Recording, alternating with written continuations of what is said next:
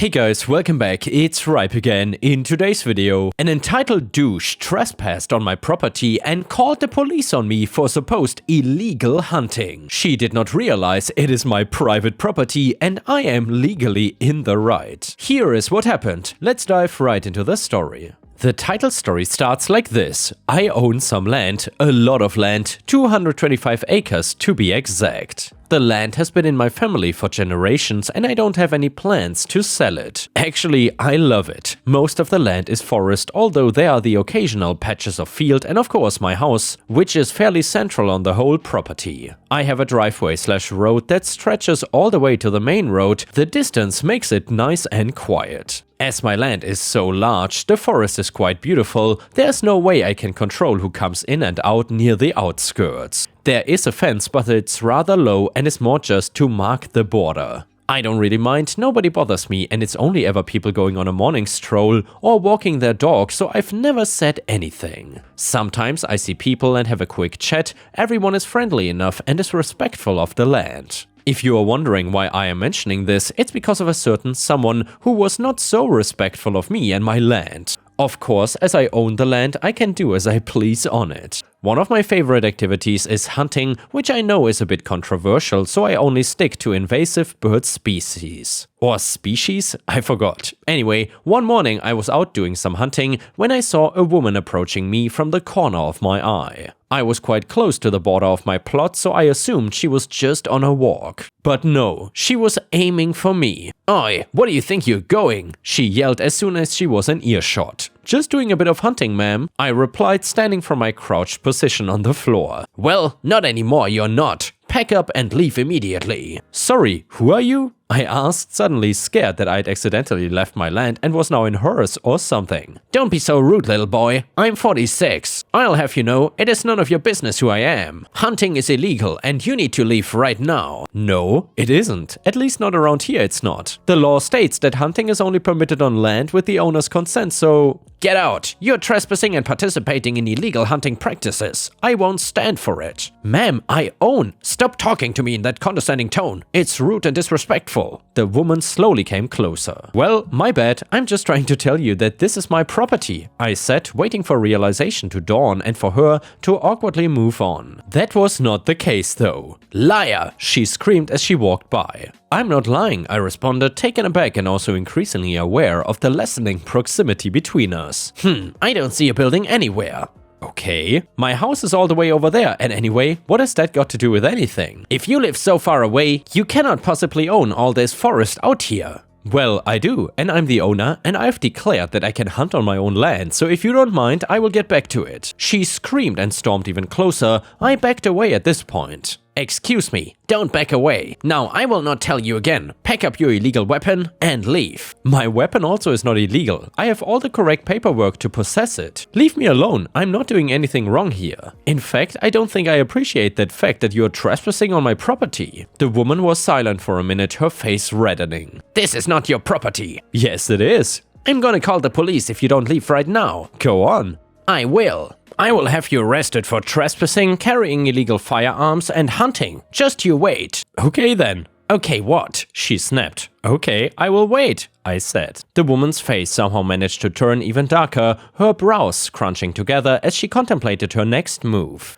What she did could not have shocked me more than it did. Lunging forward, the woman made an attempt to punch me in the head. Luckily, I managed to step back in time, but in my shock I was not able to see her leg swinging towards me, knocking into my knees and causing me to crumble to the ground. I groaned in pain as she advanced on me, kicking me in the groin and snatching the gun from my arms. The panic quickly overshadowed the pain as I looked up to see her holding my gun, trying to figure out how to use it. Reaching into my pocket, I quickly dialed the police on my phone, making sure the woman did not see. "What are you doing?" I asked, trying to keep the shake from my voice. She was clearly unstable. Before I knew what was happening, she had fired a shot right up to the left of my head. My ears rang and I swear I could feel them bleeding. "That was just a warning shot." "What is wrong with you?" "What's wrong with me? What's wrong with you? You're the one trespassing and committing countless other crimes."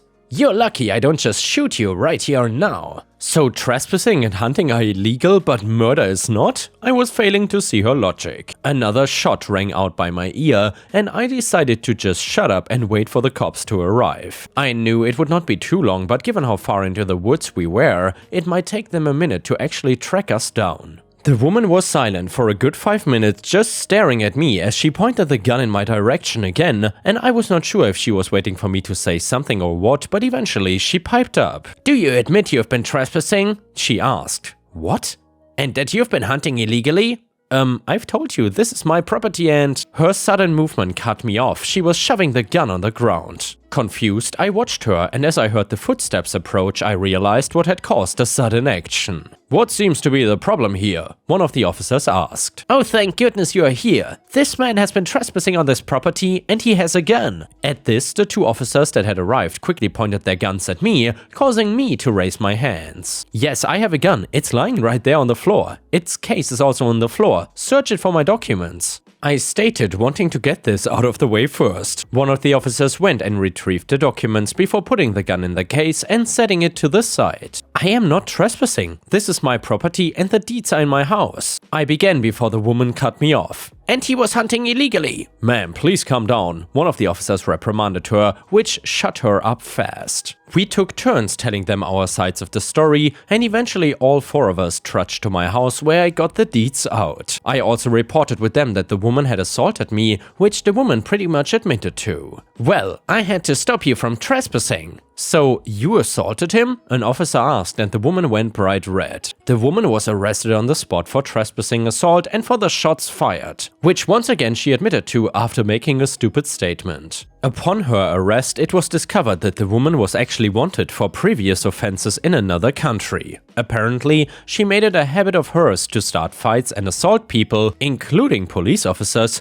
commit armed robbery, and once she even attempted a bank heist. Last I heard, she was sentenced to 5 years in prison over here, and after which she would be handed over to her home country to serve out another 15. And of course, I went through with getting a restraining order on her. If she ever comes back over here, I don't want anything to do with her. The whole situation left me feeling a little spooked, and although it's a shame for the other people who have been lovely, I decided to upgrade my fencing a little bit and deter people from coming into my property. And yeah, Ripe Stars, honestly, if I had such a large property, one of the best investments you could possibly make, I think, is getting a tall fence everywhere. I would just not be comfortable with knowing that some random people can trespass on my property and do some shenanigans like this crazy Karen. Better be safe than sorry. Either way, the next one is a malicious compliance story. And by the way, my apologies if I still sound a little bit sick. But to be honest, I missed working so much, so I just had to start again. Even if I'm still a little bit sick. So I work for a construction company as an inventory admin. My job is to basically schedule counts of our warehouse and input the numbers they give me for inventory. Then try to see what the problem is when the numbers on the last count and current count don't add up. There's a little bit more to it, but I will not bore you with the specifics. Anyway, the problem with this job is that when you've been doing it long enough and are good at it, there's less work to do.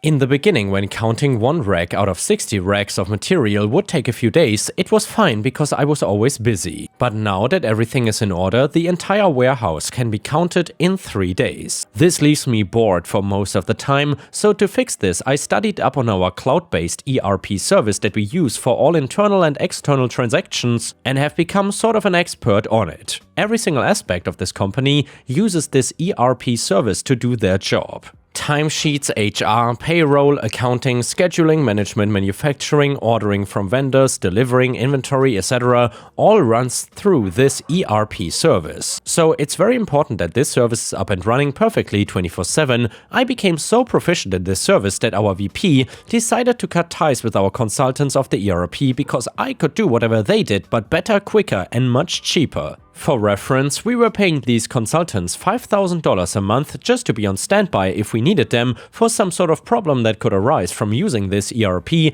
and had to dish out more money to fix those problems depending on how many hours of their time was spent to fix said problems. Not sure on their exact rate, but it was something like $200 an hour, and they took weeks to fix anything, while I could fix the problem in time for my daily afternoon poop break. I never got an official job title or raise of any kind for being an expert on this service. The company just saw me being able to do it and let me fix things that happened, so they no longer needed the outside help. I was not too upset because it gave me something to do, so I was glad to help the company save money, even if none of that money fell my way. Skip ahead a few months. We now have a new warehouse manager, and someone in the warehouse effed something up in inventory by sending a bunch of materials to the wrong job with no records of it being shipped. We are talking $500,000 F-up in here. In the same day, our ERP had an update that caused a bunch of bugs with our accounting department. So I decide to work on the ERP problem first because the warehouse F-up is more of a delay F-up and not actually stopping anybody from doing their job at the moment, while this accounting problem means our bills are not able to be paid. You can guess what kind of issues we will have if bills are not paid.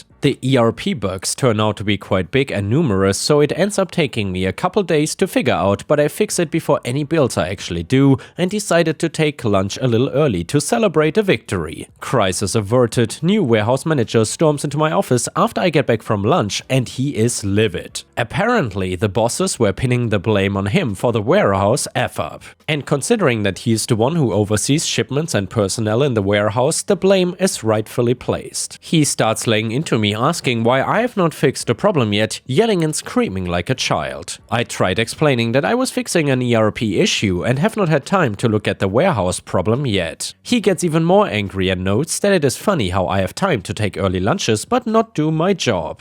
That started to piss me off, but I held my tongue and kept calm about the situation. He then ordered me to only do what is in my job title and to leave the ERP BS to the people competent enough to handle it. Just as he put it. Since this guy was technically my supervisor, I had no choice but to obey. I asked him to send me that in writing and he snarks and storms back into his office. 5 minutes later, I get an email stating that under no circumstances am I to work on anything related to ERP unless it involves inventory. Cue my malicious compliance. I do nothing but inventory from that point forward, knowing damn well that we would be essentially coasting until we hit a problem that I would refuse to fix. Sure enough, not even a week later, I get an email from HR that some sort of bug in the ERP system was preventing them from accessing payroll to pay employees this week. I reply an apology that I'm no longer able to work on ERP bugs due to the supervisor and to refer to the ERP system help guide for further assistance. I knew the help guide was not gonna help her in the slightest, but it was no longer my problem, so I was not gonna deal with it. Skip a few days later to Friday, I checked my bank account in the morning before getting to work and laughed because there was no money deposited. That problem never got fixed. I hurry up and get to work, excited to see the chaos unfold. And what I was expecting was an understatement. When I show up to work, I see the entire warehouse staff of 50 people walking out the front door. I stopped one and asked why they are leaving, and they replied with, "I didn't get paid today, so I'm not coming back until I do." I go into the office and see the warehouse manager in a panic. He has jobs that need material and nobody to load it onto trucks or deliver. I ask him if he needs help with anything, and he just screams at me to leave his office because he is getting phone calls out the rear from superintendents of jobs asking why our material hasn't arrived yet. I pass by HR on the way to my office and see a bunch of those bosses huddled up over her computer with her with angry and confused expressions on their face and I guess trying to figure out the problem. I felt bad for her because it really was something out of her control, but I knew she would ultimately be okay because she had been there for so long that they would never fire her. When I get to my office, I see the VP waiting for me there. He has a very pissed off expression on his face. When we get inside, he demands to know why did I not fix the problem in HR when she emailed me about it. I replied that I'm no longer allowed to work on ERP problems as it is not in my job title. He has the most shocked look on his face and asked why all of a sudden I had a change of heart. I show him the email from the warehouse manager and I could see the dots connect in his head. He immediately storms out and I see him heading straight to the warehouse manager's office. They were in there for a few hours, but eventually he comes back to my office. He seems calmer now and asks me politely if I can fix the problem in HR and if I can resume fixing the ERP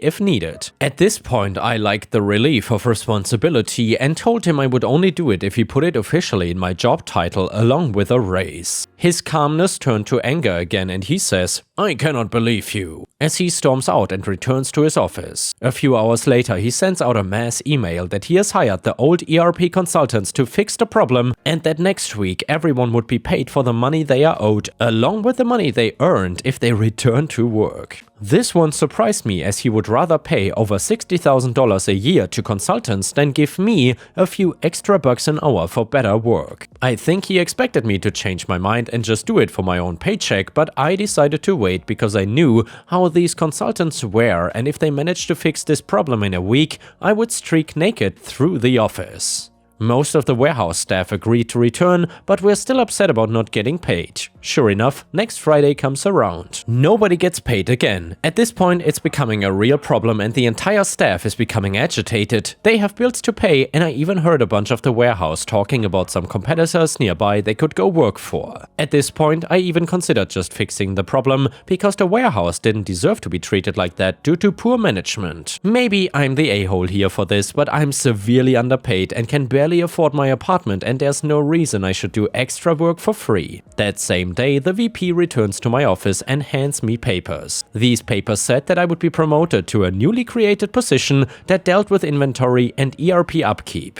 It would be its own department and he would be my direct supervisor, also came with a hefty raise, and all I had to do was sign and agree. I looked up at him after reading the paper and he had the saddest look on his face. "Please just sign it. The consultant said it would take them weeks to get around to fixing it due to the high volume of clients they have taken on, and we cannot keep skipping paychecks." I happily signed it and immediately got to work on the HR issue. Managed to even fix it that same day. It was just a simple problem with the permissions of HR and payroll in the ERP due to the update. The next one is titled "Karen Attacks Doctor." So I am a physician and obviously things have been a bit crazy lately. I've been doing telemedicine during my downtime for a large company, since many people cannot get in to see their doctors. The way it works is that there's a virtual queue of patients. And by the way guys, I guess this story was happening during the pandemic. So the next patient pops up, the next available doctor takes the consult. We cannot choose who we see. We cannot access any other chart except for the one we are consulting on. So I call the next patient that pops up.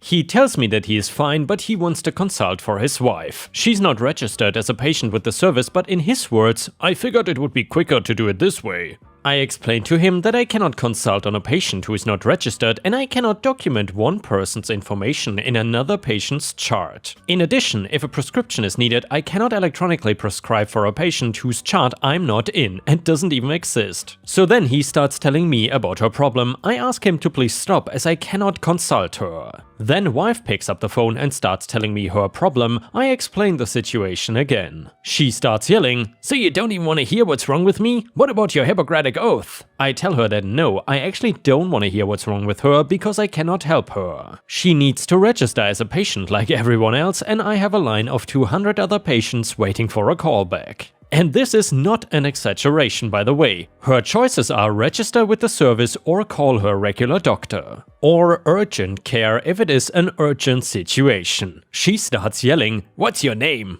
Tell me your name. Tell me your click." I'll say that this is the unparalleled beauty of telemedicine, the ability to hang up on someone. But seriously, doctors and nurses are working our asses off right now and doing our best. Don't give me your "let me speak to your manager" attitude today, Karen. And yeah, Ripe Star, seriously, the profession of being a doctor or working anywhere in a medical field really must be one of the most stressful jobs anyway, especially during the pandemic. And then having to deal with people like Karen must be the icing on the top. Really big props to these people, I would have collapsed. Anyway, if you enjoyed today's stories, please don't forget to like the video because that would help me tremendously. And now let's continue with the next one. This one is titled "Karen Gets What She Wants." I was working for a well-known warehouse membership-only retail company about 6 or 7 years ago as an AM stalker. Their standard policy is to rotate managers every so many years. So we got this one stupid manager, BAM, who allegedly pulled the gender card to get promoted, and she really acted like the type. Just to give you an idea of the type of person I'm talking about, she was a serious mega Karen. Among all kinds of new rules she was making up out of nowhere to presumably show dominance over us and our supervisors was a rule implemented immediately that all cardboard from stocking had to go on these 2x1 meter long orange flatbed cards instead of in regular shopping carts. Keep in mind, we started at 4 AM and that I was stocking the liquor section on the other side of the warehouse from the cardboard hole, and all my cardboard was small and did not stack. This rule did not work for me and I was just not having it. I started my tasks and started chucking my cardboard in a cart anyway. BAM came by to remind me to use a flatbed. I calmly and rationally explained and demonstrated why it didn't work for me. She said to do it anyway, so I picked up the cart full of cardboard and placed it on the flatbed sideways and absolutely filled the sucker until it was taller than I was by wedging huge sheets of cardboard in the sides and filling the middle with the small stuff. Skip forward 2 hours when I had left this absolute monstrosity out during lunch and I was coming back. Bam is yelling into a walkie-talkie for my supervisor Andy to come back and to look what I had done. I was in the next aisle straightening something and trying not to laugh out loud. Andy comes back and he is visibly trying not to laugh while Bam screams about writing me up. He calls me over and I just calmly say, "Well, it's on the flatbed, I don't see the problem." BAM storms off and my manager did not write me up. That was definitely one of my most satisfying days working there. And yeah, Ripe Stars, if you have ever gotten revenge at your workplace on someone, whether it be a coworker or even a manager/boss, please let us know in the comments because I would love to hear your story. And with this, we have reached the end of the video. However, if you cannot get enough of my content, please check out my endless playlist where you can find thousands of hours of content. In addition, please don't forget to subscribe to my channel to not miss any of my daily uploads. Thank you so much in advance and I hope to see you again tomorrow.